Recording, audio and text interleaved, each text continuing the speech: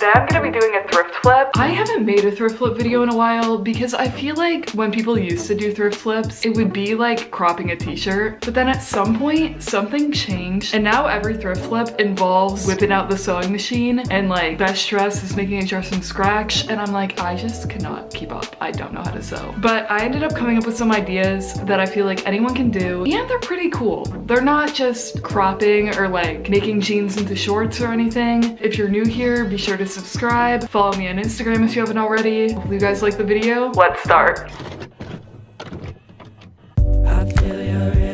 I've wanted this pair of Jordans for so long. Unfortunately, they're $799. So I actually thrifted a pair of Jordans like 2 years ago, but they do look very different. They're basically an unwearable shoe at this point, but I was thinking, what if I could DIY these shoes into my dream pair of black and white Jordans? I'm about to save $900.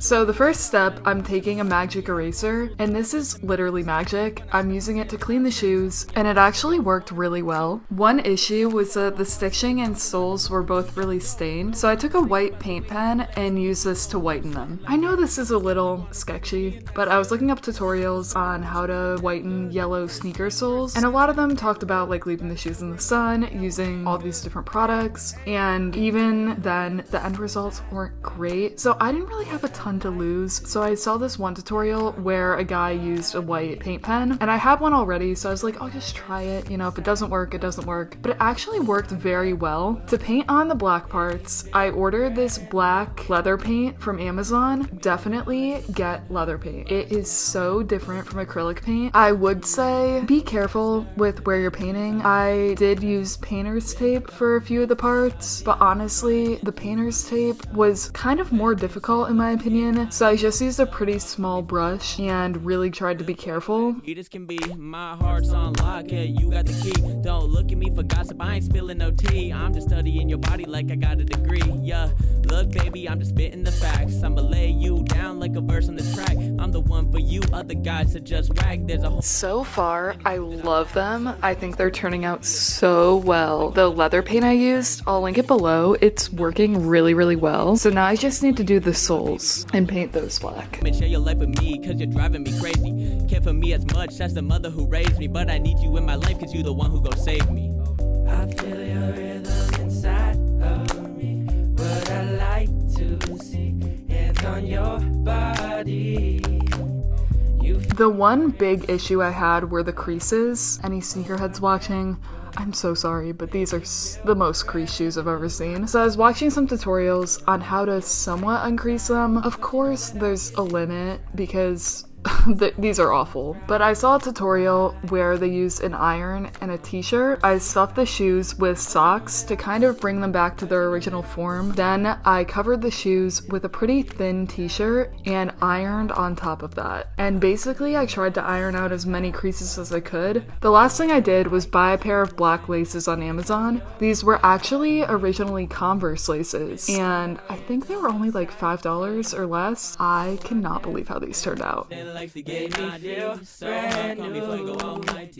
started with the worst pair of shoes I've ever seen. They look like they've been in a frat basement, and like they probably have. They literally have a hole. I'm gonna link the leather paint I used because look at how good quality that leather looks.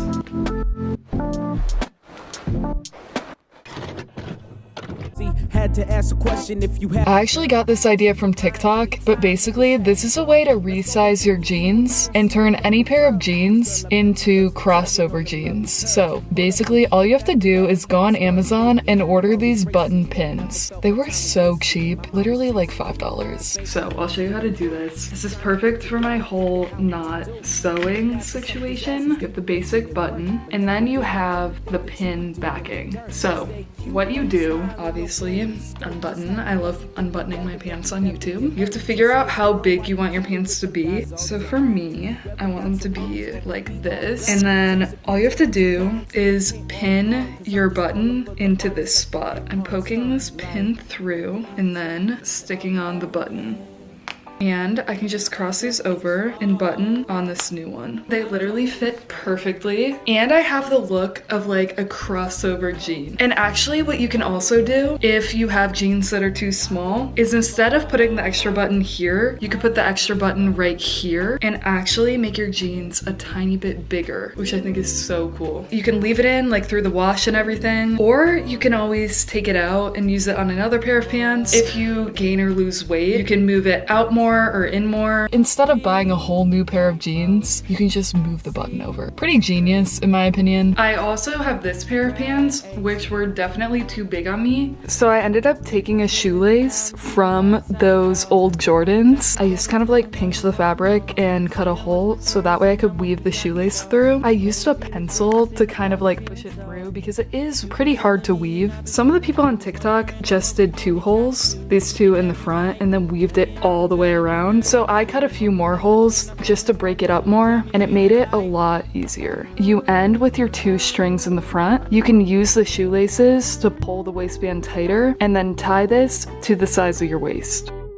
So the button idea is kind of easier, but I really like this idea because I feel like on jeans, the crossover waist looks really good, but on these tan pants, I don't love the look of the crossover waist. This honestly looks completely normal. You would never know that we have the shoelace. I'm a big fan. Pick up your phone, I need your attention. So recently I got a pair of yoga pants, but I've also really liked the look of the halo pant from IMGA. I'm gonna check how much they cost. So there's just no way I could get them. Basically, I was thinking I could turn my current yoga pants temporarily into the halo pant by IMGA. So what I did was order this elastic from Amazon. I'll have it linked. It was pretty cheap and it's also pretty good quality. It's not like scratchy or anything, which was something I was kind of worried about. But basically, I'm wrapping it around my waist and crossing it over in the front and the back. Then I'm tying it in a bow in the front, then tucking it into the waistband. So if you want, you could sew this in, but I like the idea of being able to wear them just as normal yoga pants. But then when I want something a little more, I can add the cord. Let me know if you want more thrift flip videos. I'm gonna try and think of more hack type things that don't involve sewing or anything, or maybe I'll actually learn how to sew. We'll see though. I don't know about that.